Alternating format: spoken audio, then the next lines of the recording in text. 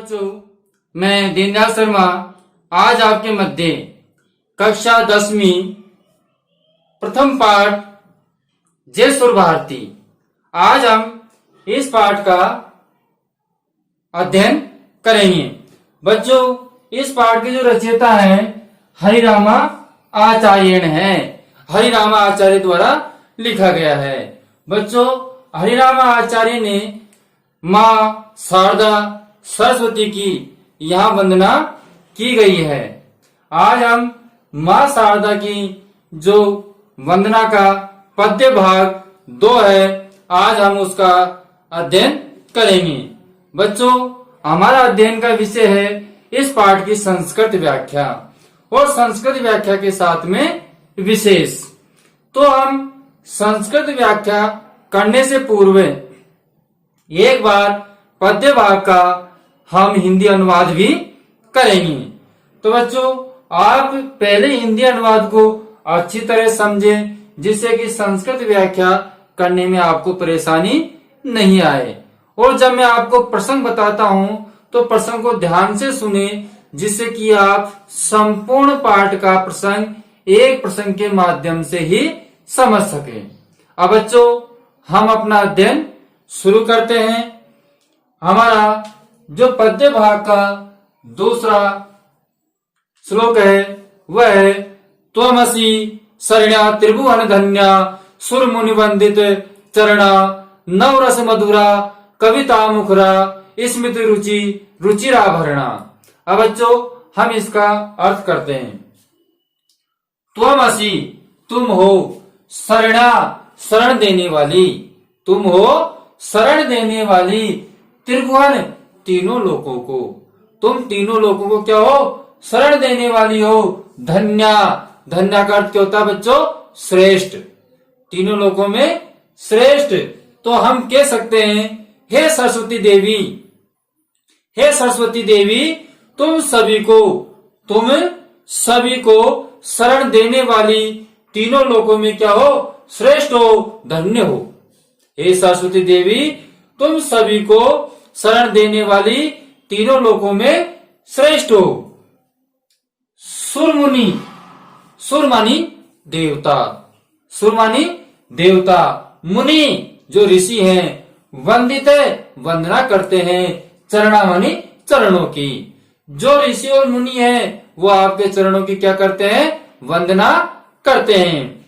या हम कह सकते हैं देवों और मुनियों द्वारा पूजित चरणों वाली, या हम कह सकते हैं देवों और मुनियों द्वारा पूजित चरणों वाली, जिसकी पूजा देवता और मुनि ऋषि करते हैं, ऐसे चरणों वाली मां शारदा। नवरस मधुरा, नवरस नव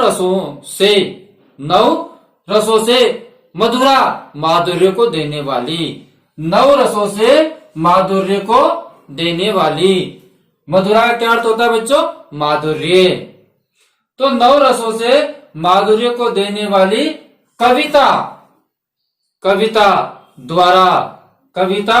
द्वारा मुखरा मानी मुखरित है, कविता द्वारा क्या है, मुखरित है। तथा स्मित मंद, स्मित का अर्थ क्या हुआ बच्चों, मंद, स्मित का अर्थ मंद, रुचि रुचिराभरणा, कहने का तात्पर्य मंद हंसी युक्त, छवि रूपी, आभरणा का अर्थ होता है आभूषण, आभरणा यानी आभूषण। तो हम कह सकते हैं कि मंद हंसी युक्त छवि रूपी आभूषण वाली हो। कैसी है मां शारदा, कि मंद हंसी युक्त छवि रूपी आभूषण वाली हो। तो बच्चों, एक बार हम पुनः पूरे का एक साथ आपको हिंदी अनुवाद सुनाते हैं, ध्यान से सुनिए।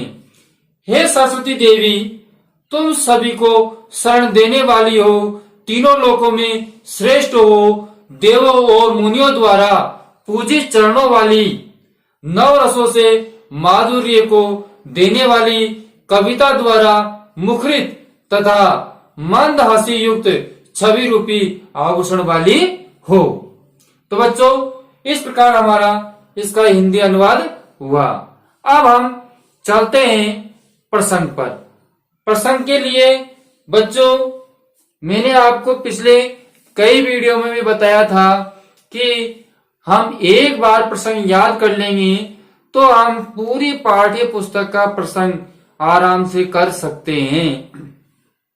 और जिस भैया का प्रसंग सही है, जिस भैया का विशेष सही है, तो निश्चित ही उसकी संस्कृत व्याख्या भी सही हो जाएगी। तो बच्चों प्रसंग और विशेष ये तो हमको बिल्कुल एक बार समझना है, जिससे कि बार बार परेशानी नहीं हो। अब देखिए प्रसंग के अंदर हमको क्या करना है बच्चों, प्रस्तुत पद्यम, जो प्रस्तुत पद्य है, प्रस्तुत पद्य है अस्माकं मानी हमारी, प्रस्तुत पद्य अस्माकं मानी हमारी पाठ्य पुस्तक से, पाठ्य पुस्तक अस्माकं पाठ्य पुस्तक से, हमारी पाठ्य पुस्तक कौन सी, स्पंदना। कौन सी पुस्तक है बच्चों, हमारी पुस्तक का क्या नाम है, स्पंदना। तो ये हमारे पूरी किताब के अंतर्गत यही प्रसंग रहेगा। कैसे कि जो प्रस्तुत पद है वो हमारी पाठ्य पुस्तक स्पंदना अस्य उससे लिया गया है। अब बच्चों या हम चेंज कर देते हैं। क्या चेंज करना है, जैसा हमारा पाठ है उस पाठ को हम लिख देंगे जय सुर भारती। जैसे कि हमारा जो ये पाठ चल रहा है जय सुर भारती है, अगला पाठ है स्वराष्ट्रीय गौरव में, तो हम जैसा पाठ है उस पाठ को वैसा के वैसा वहां पर कर देंगे। वो हमको याद रहेगा, भाई हम जो पाठ पढ़ रहे हैं कम से कम उस पाठ का नाम तो हमको याद ही है, तो हम उसको यहाँ लिख सकते हैं। तो जय सुर भारती इति शीर्षक पाठात, इति शीर्षक पाठात उद्धृतम मान लिया गया है, इति शीर्षक पाठ से लिया गया है। मूलतः पाठो अयम, मूल रूप से इस पाठ के कौन जो रचयिता हैं, इस पाठ के रचयिता कौन है बच्चों, हरिरामा आचार्य। तो हम जो पाठ का रचयिता है उसका नाम यहाँ पर लिख देंगे। क्या नाम है, डॉक्टर हरिरामा आचार्य, डॉक्टर हरिरामा आचार्य विरचितया, उनके द्वारा ये रचा गया है। अब जैसे दूसरे पाठ में दूसरा कवि आता है तो उसका कवि का नाम वहां लिख देंगे। ठीक है बच्चों, यहां तक आपके समझ में आ गया होगा। अब देखिए सरस्वती वंदनाएं संकलित है, किससे संकलित है, ये सरस्वती वंदना से संकलित है। मैंने आपको शुरू से बताया था कि इसमें कवि ने सरस्वती वंदना के विषय में बताया गया है। अब कोई दूसरा पाठ है तो हम उसमें लिख सकते हैं कि स्वराष्ट्रीय गौरव संकलित है। तो जो जो पाठ आएगा जिस पाठ से संकलित है उस पाठ को हम यहाँ पर लिख देंगे। ठीक है बच्चों, अब ये हमारा पूर्ण हुआ। अब देखते हैं अश्विन पद्य कवि, इस पद्य भाग में कवि क्या कहता है उसको हमको यहाँ लिखना है। तो बच्चों अश्विन पद्य भागे कवि सरस्वत्या, किसकी,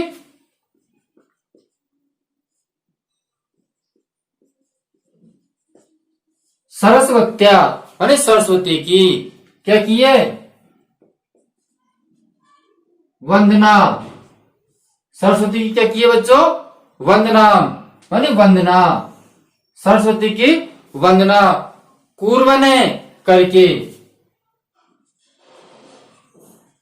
कुर्वने कथयति, कथयति यत्। तो बच्चों इस पाठ में सरस्वती की वंदना करते हुए कहता है कि, सरस्वती वंदना करते हुए कवि कहता है कि। अब बच्चों अब हम संस्कृत व्याख्या का अध्ययन करते हैं। संस्कृत व्याख्या, अब जैसा हमने हिंदी अनुवाद किया था उसके अनुसार ही हमको संस्कृत व्याख्या करनी है। ठीक है बच्चों, हमने कहा था शुरू में हे सरस्वती देवी, तो हम कह सकते हैं हे भगवती सरस्वती। क्या कह सकते हैं, हे भगवती सरस्वती, हे भगवती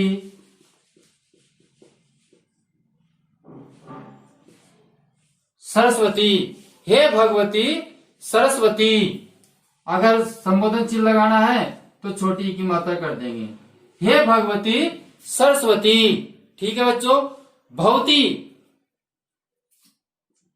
भवती मानी आपके, सर्वे मानी सभी, भवती सर्वे सभी, लोकाना मानी लोकों में, त्रिभुवन मानी लोक होता है बच्चों, तो लोका नाम,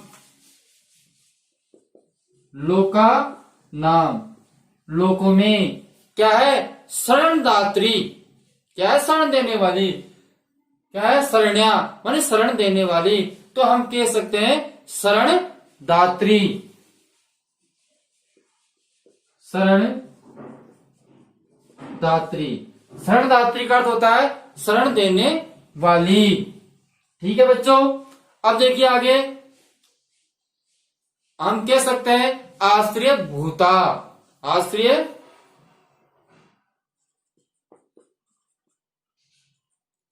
आश्रय भूता। कौन है आश्रय भूता, आश्रय लेने वाला कौन है, वह त्रिलोके, आपका आश्रय लेकर के, त्रिलोके माने तीनों लोग, वह त्रिलोके माने तीनों लोग क्या है बच्चों, तीनों लोग क्या है, धन्य, धन्य है, तीनों लोग क्या है, धन्य। ठीक है। अब हम कह सकते हैं तीनों लोग धन्य है, श्रेष्ठ व अस्ति, अथवा श्रेष्ठ है, श्रेष्ठ व अस्ति, या श्रेष्ठ है, या श्रेष्ठ है। ठीक है बच्चों, आपका यहां तक आपका हो गया। अब हम आगे चलते हैं। तो भवती, भवती देवे, भवती देवे, हे देवी, भवती देवे, हे देवी। सुरमुनि, सुरमुनि का कह सकते हैं ऋषि भी। मैंने आपको अर्थ में इसलिए ऋषि मुनि बताया था क्योंकि आपको ध्यान में दूसरा शब्द रहे, इसलिए हम कह सकते हैं ऋषि भी।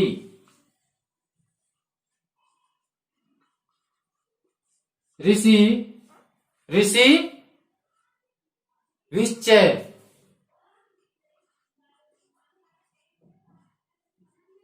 ऋषि भी चय, ऋषि भी चय संपूजिते। क्या बच्चों, सम पूजिते, मतलब ऋषि मुनि भी क्या करते हैं, आपकी पूजा करते हैं। किसके, किसकी पूजा करते हैं, पाद युक्ता अस्ति, आपकी जो पैर है वो ऋषि मुनि और देवताओं द्वारा क्या है, पूजित है। पाद युक्ता, पाद युक्ता अस्ति, जो आपके पैर हैं वो पैर ऋषि मुनियों के द्वारा क्या है, पूजित है। क्या है बच्चों, जो आपके चरण हैं वो ऋषि मुनियों के द्वारा पूजित है। अब हम आते हैं नवरस पर। ठीक है बच्चों। तो भवती, भवती का मतलब स्त्रीलिंग में है आप। नव काव्य रसे, नव, नव काव्य रसे, नव काव्य रसे, माधुर्य दायिनी, माधुर्य को देने वाली। मैंने आपसे कहा था माधुर्य को देने वाली, तो बच्चों सीधी सी बात है माधुर्य दायिनी, माधुर्य दायिनी।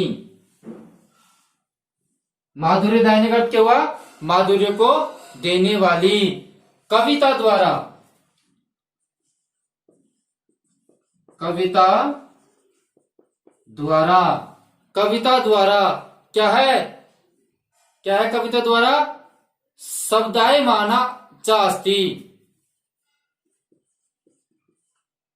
शब्दा या शब्दाय शब्दाय शब्दाय माना माना अस्ति। जो आपके जो शब्द हैं वो क्या है, नवरसों से युक्त माधुर्य को देने वाले हैं। चाहे हम कर सकते हैं शब्द शब्दाय माना च अस्ति, च और जोड़ देना बच्चों, च अस्ति। ठीक है, अब हम चलते हैं चौथे पंक्ति पर। ठीक है बच्चों, यहां तक आपके समझ में आ गया। अब हम चौथी पंक्ति का समझते हैं। तो भवती क्या है, भवती मंद हास्य युक्ता, मंद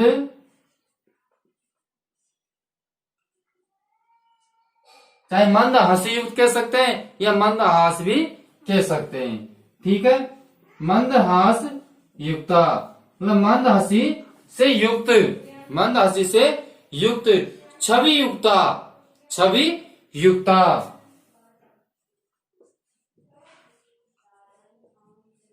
छवि युक्ता छवि से युक्त।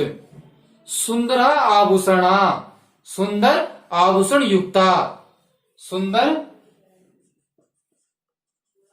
सुंदर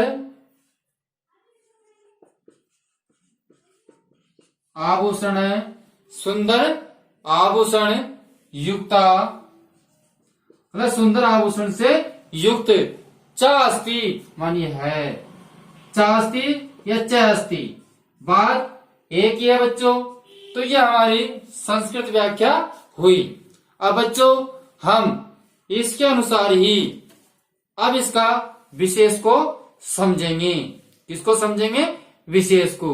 विशेष में कुछ भी नहीं है बच्चों, जो हमने प्रसंग में पढ़ा है, संस्कृत व्याख्या में पढ़ा है, उसमें से ही कुछ विशेषताएं हैं, उनको हम आपके सामने लिखते हैं। ठीक है बच्चों, तो ध्यान दें विशेष के अंतर्गत।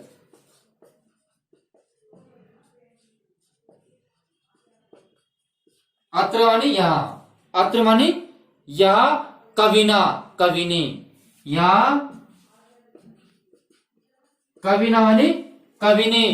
क्या बताया है, तीसु लोकेशु मानी तीनों लोकों में, तीनों लोकों में, तीसु लोकेशु तीनों लोकों में। किसमें बच्चों, तीनों लोकों में, तीनों लोकों में। पूज्यत माया, क्या है, तीनों लोकों में पूज्य है। चाहे इतना सा भी लिख सकते हैं हम, तीसु लोकेशु पूज्य सरस्वत्या मतलब तीनों लोकों में पूज्य सरस्वती, इतना भी कर सकते हैं। या फिर हम पूरा लिखना चाहे तो पूज्यत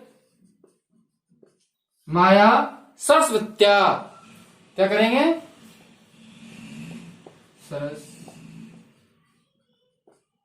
सरस्वत्या मानी सरस्वती, तीनों लोकों में पूजित सरस्वती। वैशिष्ट्य मानी विशेषता, जो तीनों लोकों में पूजित है सरस्वती, उसकी जो विशेषता है उस विशेषता के बारे में बताया गया है।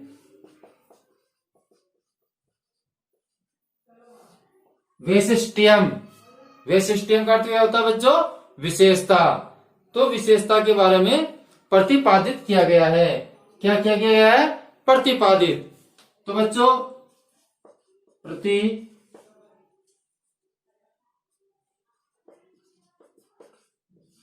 प्रतिपादित, प्रतिपादितम। अब बच्चों जिन्होंने हमारे वीडियो को अभी तक लाइक नहीं किया है वो एक बार लाइक कर लें। जिन्होंने अब तक चैनल को सब्सक्राइब नहीं किया है वो चैनल को सब्सक्राइब जरूर कर ले। अब हम आगे चलते हैं। प्रतिपादितम मानी प्रतिपादित। तस्या, तस्या मानी उसके, जो स्वरूपम है, स्वरूपम कैसा है, उसका रूप कैसा है, कल्याण प्रदम। उसका जो स्वरूप है उस स्वरूप को बताया गया है कि मां शारदा का स्वरूप कैसा है, कल्याण प्रदम है, कल्याण करने वाला है। तो तस्या स्वरूपम, तस्या स्वरूपम कल्याण प्रदम।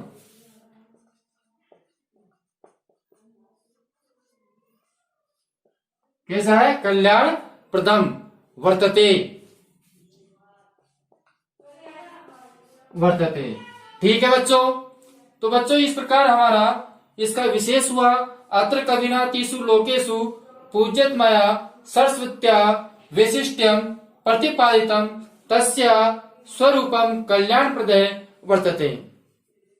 तो बच्चों इस प्रकार हमने इस पाठ का पहले हिंदी अनुवाद, उसके बाद में उसका प्रसंग, प्रसंग के बाद में संस्कृत व्याख्या और संस्कृत व्याख्या के बाद में हमने विशेष को समझा। आपके शायद समझ में आ गया होगा और नहीं भी आया है तो अगले वीडियो में हम और आपको बताएंगे। इससे पूर्व जिन्होंने हमारे चैनल को लाइक शेयर व सब्सक्राइब नहीं किया है वह चैनल को जरूर लाइक व शेयर सब्सक्राइब करें, जिससे कि हमारे पिछले व आने वाले वीडियो निरंतर उन्हें प्राप्त हो सके। अब हम आपसे विदा मांगते हैं, अगले वीडियो में फिर मिलेंगे। जब तक के लिए हम आपसे विदा मांगते हैं। धन्यवाद।